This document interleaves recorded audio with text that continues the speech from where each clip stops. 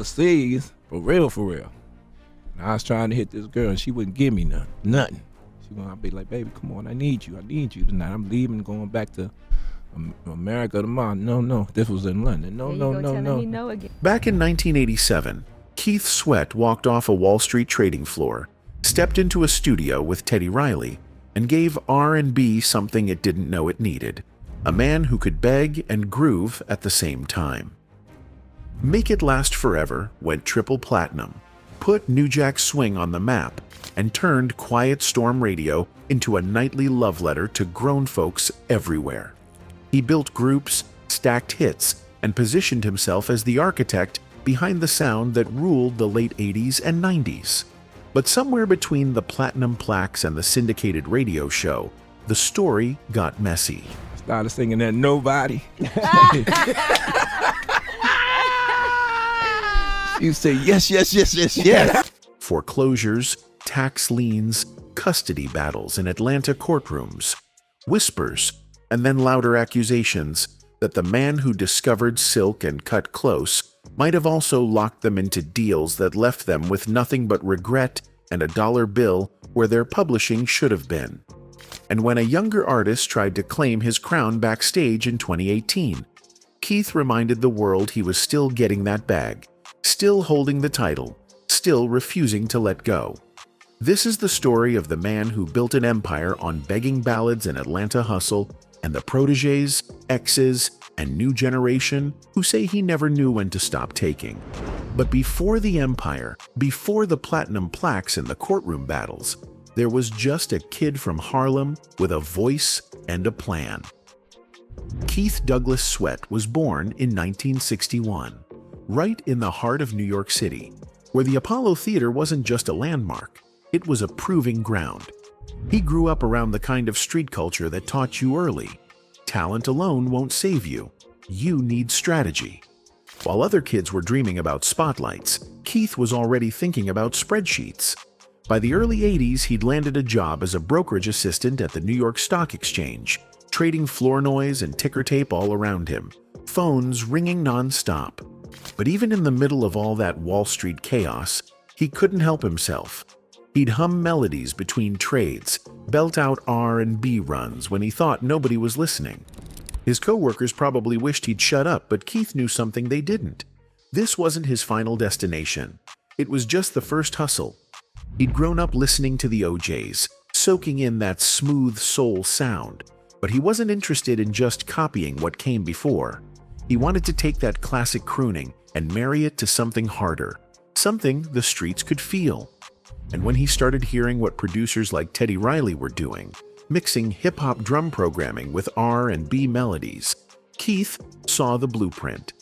This wasn't about chasing a record deal and hoping for the best. This was about architecture, about building something that could last. So he made a choice that most people with steady paychecks and benefits would never make. He walked away from Wall Street. No safety net, no backup plan. Just a raw voice and the kind of confidence that comes from knowing you've already survived harder things. Years later, sitting across from Charlemagne and DJ Envy on The Breakfast Club in 2016, Keith would describe that moment simply: he jumped straight in. No hesitation, no looking back. Because Keith Sweat didn't see music as art first, he saw it as business. And in business, you don't wait for permission. You take the risk and make them pay attention. The studio was dim, thick with cigarette smoke and the hum of equipment that had been running for hours. Teddy Riley sat at the board, fingers dancing across drum machines, building beats that didn't sound like anything R&B radio had heard before. Hard, snapping percussion layered under something smoother, something that could make you sway and nod your head at the same time. And in the booth, headphones sliding off one ear, Keith Sweat leaned into the mic like he was confessing secrets he'd been holding his whole life. His voice cracked in all the right places, raw and pleading, wrapping around melodies that felt like love letters you weren't supposed to read. This wasn't just a recording session. It was the birth of something new, a sound that would change the whole game. When Make It Last Forever dropped in November 1987 on Vintertainment and Elektra, It hit like a tidal wave. The lead single, I Want Her, climbed straight to #1 on the Hot R&B and Hip Hop Songs chart and cracked the top 5 on the Billboard Hot 100. That kind of crossover success didn't happen by accident. It happened because Keith and Teddy had built a bridge between two worlds that the industry didn't think could coexist. Hip-hop heads could ride to it, lovers could slow dance to it, and radio programmers finally had something that fit everywhere. The album went on to sell more than 3 million copies, turning Keith from a calculated risk into a certified phenomenon. By 1989, he had a Soul Train Award nomination under his belt, and Quiet Storm DJs across the country were playing his records on repeat every single night. He followed up fast, dropping I'll Give All My Love to You in 1990 and Keep It Comin' in 1991, each one stacking more hits, more airplay, more proof that New Jack Swing wasn't a fluke. It was a movement. But here's what separated Keith from everybody else blowing up at the same time. He never stopped thinking like that Wall Street Kid. While other artists were celebrating their first platinum plaque, Keith was already plotting his next 5 moves. He didn't just want to be the guy singing the songs. He wanted to write them, produce them, own the masters if he could, control the whole operation. Because he'd seen what happened to legends who didn't have power behind the mic. How they'd end up broke and bitter while somebody else got rich off their voice. That wasn't going to be him. Fame was temporary. Leverage was forever. So in 1992, Keith made another move that most artists wouldn't even think about. He packed up and headed south to Atlanta.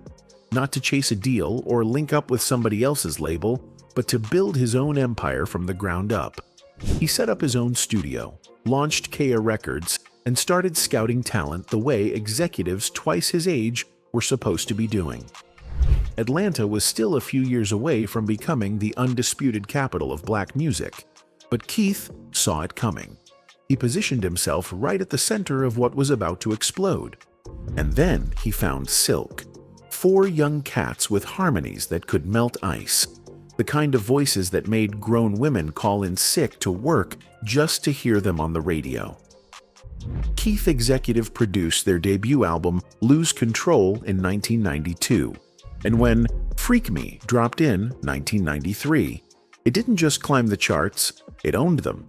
#1 on the Hot 100, certified platinum, the kind of smash that proves you don't just have a good ear, you have the ear. Picture the moment, cramped office or maybe a tour bus, cheap seats and fast food bags scattered around, and somebody's boombox crackling as the DJ announces Silk just hit #1. Keith sitting back with that quiet smile, the one that says he knew this was coming all along. For him, this wasn't just about Silk's success, it was validation that he could manufacture hits for other people, that his power extended beyond his own voice. He kept building. Mid-90s, he signed a female trio called Coot Close, 3 young women with real talent and dreams, bigger than their bank accounts. He produced tracks like I Like, featured them on his own hit, Twisted, gave them the kind of visibility most new acts would kill for. They were everywhere for a minute, riding his wave, singing his hooks, their faces in the credits right next to his name. And Keith? He was thriving. His 1996 self-titled album, Keith Sweat, went quadruple platinum, part of a run where he notched 5 straight #1 R&B albums and moved 25 million records worldwide. He wasn't just a star anymore, he was a brand, a movement, a whole ecosystem. Then, in 1997, he pulled off something that felt almost impossible. He convinced Gerald Levert and Johnny Gill to form a supergroup with him. LSG, Levert, Sweat. Gill dropped their debut album later that year, and it shot straight to #4 on the Billboard 200, went double platinum, and gave all 3 men another wave of commercial dominance. Keith would later say, with pride in his voice, that LSG gave Gerald his first platinum album, and Gerald used to thank him for that. It was the kind of flex that reminded everybody. Keith wasn't just in the room when decisions got made, key was the room. But here's the part that doesn't make it into the highlight reels. When one person holds that much power, when they're the gatekeeper to the studio, the stage, and the check, the math starts to get real complicated for everybody else. Those contracts Keith was handing young groups, the 7-album deals, the bundled publishing clauses that sounded exciting in a conference room but felt different years later when the royalty statements came and the money didn't. Some of those artists were too young, too hungry, too trusting to ask the right questions. Picture a conference room sometime in the mid-90s. Fluorescent lights humming overhead, a thick stack of paper on the table. 3 young women from Cut Close sitting across from lawyers and label reps, excitement buzzing through their veins. Because this is it. This is the moment they've been dreaming about. A 7-album deal with Kea Records. Keith Sweat's imprint. The man who just turned Silk into superstars. The contract is dense, full of clauses about recording costs and recoupment. And buried somewhere in all that legal language are terms bundling their publishing rights with their recording agreement.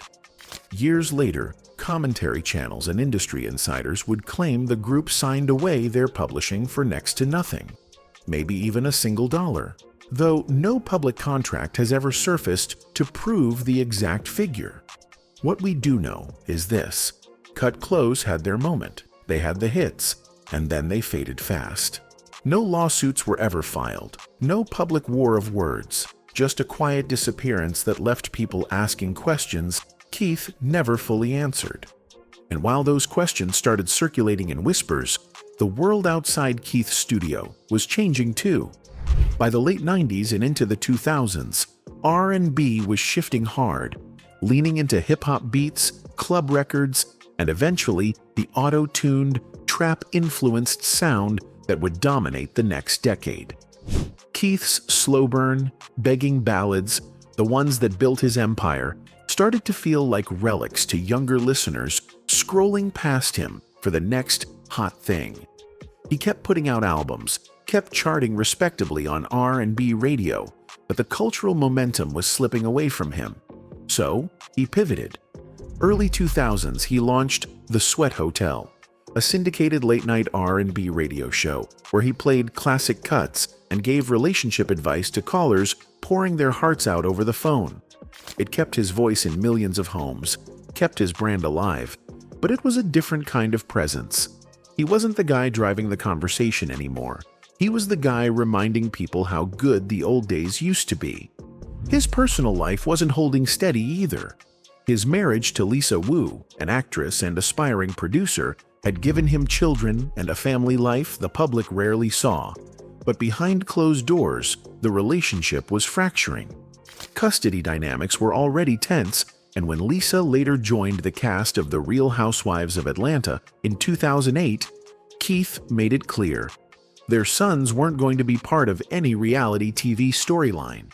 He held primary custody and used it to keep them off camera, a decision that would fuel years of legal back and forth and public speculation about control, money, and who was really protecting the kids versus who was protecting their image. And in 2004, trying to diversify, trying to build something beyond the music, Keith bought a house in Detroit with a $450,000 mortgage. On paper, it probably looked like a smart investment, another asset in a growing portfolio. But it would become the first domino in a financial collapse nobody saw coming. March 2012, and the papers hit his table like a judge's gavel. PMI Mortgage was suing him over that Detroit house, the one he'd bought back in 2004, thinking it was just another brick in the foundation he was building. But the foundation had cracks. The house had already been foreclosed on, sold off for around $200,000, which meant he still owed a deficiency of about $253,000, and now the lender was coming after his Georgia property to collect. TMZ and the blogs ran with it, turning private financial miscalculation into public spectacle. Headlines that made people wonder if the king of R&B was actually broke. Picture him sitting there, fax machine whirring, certified mail stacked up, the soft hum of a TV in the next room playing one of his old videos. The contrast between who he used to be and what he was dealing with now almost too sharp to bear. And that was just the beginning. In February 2015, the IRS came knocking with liens claiming he owed more than $258,000 in unpaid federal taxes. The kind of debt that doesn't just go away, the kind that follows you, threatens your assets, puts everything you've built on the auction block if you can't settle up. Meanwhile, the custody battle with Lisa Wu kept escalating. She'd been on The Real Housewives of Atlanta since 2008, and the fact that their sons weren't allowed on camera became a public talking point, with some people framing Keith as controlling and others saying he was just protecting his kids from reality TV chaos. In June 2013, reports surfaced that Lisa was suing for full custody, and the whole messy situation played out in Fulton County courtrooms. Lawyers shuffling papers, their children's names echoing off sterile walls, while strangers decided what family was supposed to look like. And if that wasn't enough, the internet was starting to remember Cut Close. YouTube commentary channels began digging into the story, piecing together timelines and contracts, painting Keith not as the mentor who gave them a shot, but as the mogul who trapped them in a deal that left them with nothing.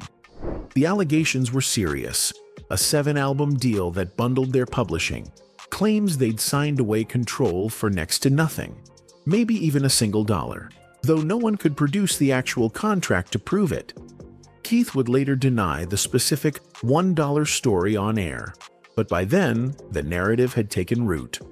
People were asking questions he couldn't, or wouldn't, fully answer. It's one thing to lose money, that's just numbers on a page. But when your reputation starts to crack, when people start wondering if the empire you built was actually built on somebody else's back, that's a different kind of collapse. Keith kept showing up, kept hosting the Sweat Hotel, kept touring the nostalgia circuit, but the weight of it all was written in every interview where he had to defend himself. Every legal notice that reminded him the past wasn't done with him yet. So Keith did what survivors do. He adapted.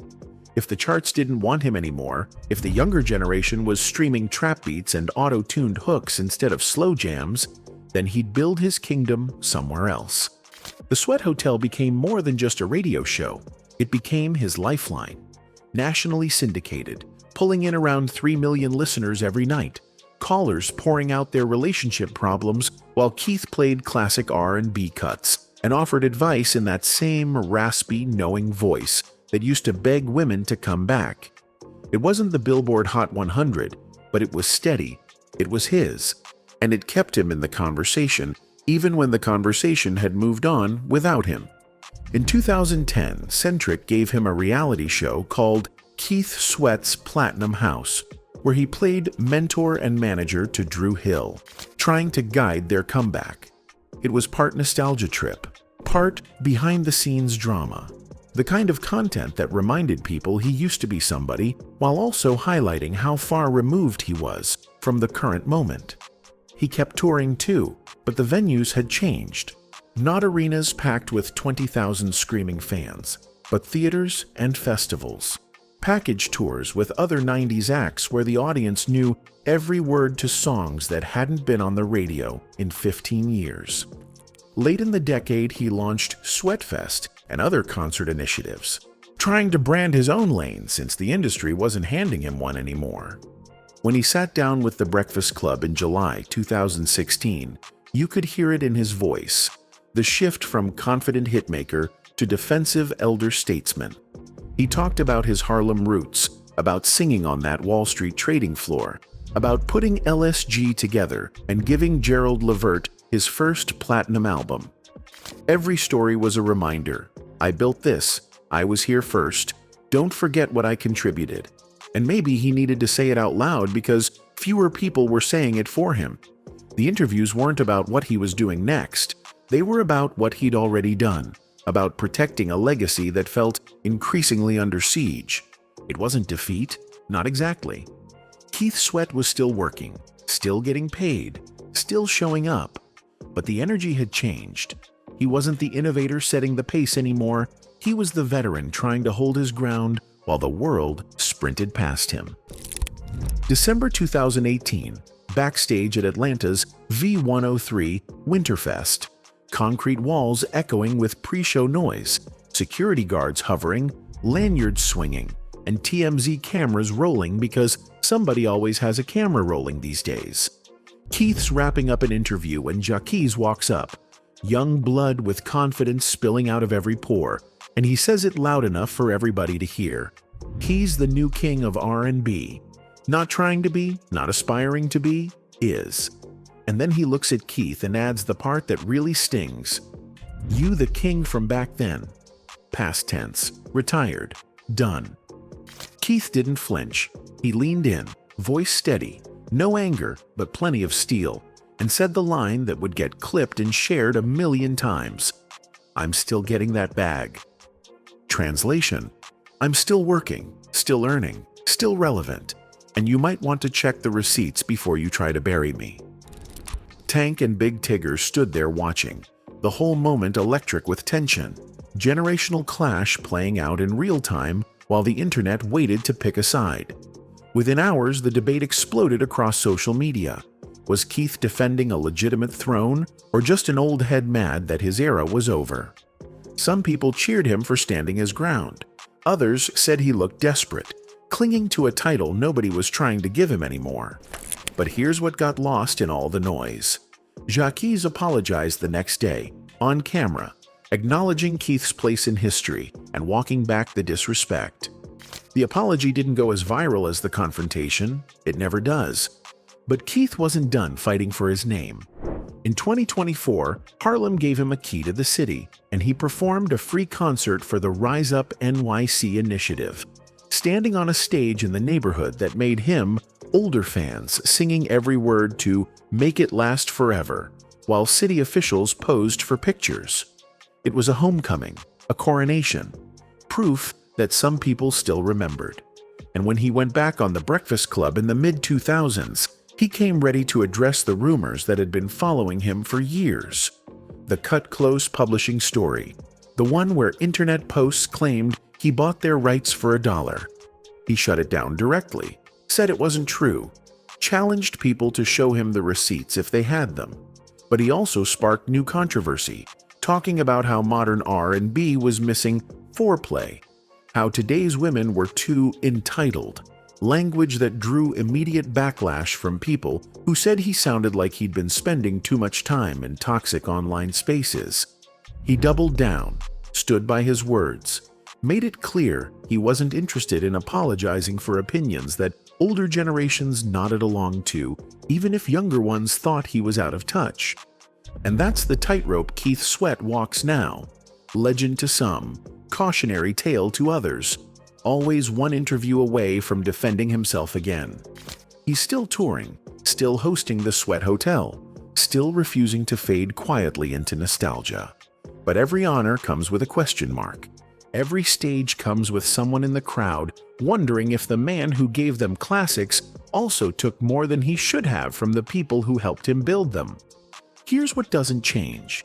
Keith Sweat sold 25 million records worldwide, notched 5 straight #1 R&B albums, and helped define a sound that an entire generation still slow dances to at wedding receptions and late-night house parties.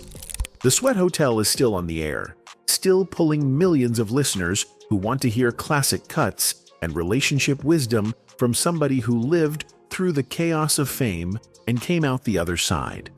His catalog still streams, still gets sampled, still shows up on nostalgia playlists and TikTok throwbacks where kids who weren't even born in 1987 discover what real begging sounds like. He's still booking festivals, still commanding stages, still getting keys to cities and honors from people who grew up on his music. He never filed for bankruptcy, never disappeared, never let the foreclosures or the tax liens or the custody battles erase him. But here's what also doesn't change: the questions. YouTube commentary channels keep digging into the Cut Close story, keep asking what happened to the groups he discovered, keep wondering if the man who gave them visibility also took something they can never get back. The king of R&B debates still put his name in the mix, but they also remind everyone that titles have to be earned over and over again. And some people think his expired years ago. Every interview where he has to defend his contracts, his decisions, his business moves is a reminder that legacy isn't just about the hits you make. It's about the people you made them with, and whether they got a fair share of what came after. Maybe that's the real story here. Not whether Keith Sweat was talented, he was. Not whether he worked hard, he did. But whether the same hustle that got him off that Wall Street trading floor and into the studio also made him the kind of mogul who held on too tight, took too much, justified the extraction, because that's just how the game is played. And maybe we'll never have a clean answer, because the people who signed those contracts aren't in courtrooms fighting him. They're just gone from the conversation, faded into the background while Keith's voice still plays every single night on radios across the country. Because in the end, Keith Sweat's greatest hit might not be a song. It's the fact that, decades later, we're still trying to decide whether to thank him or hold him accountable for what he built.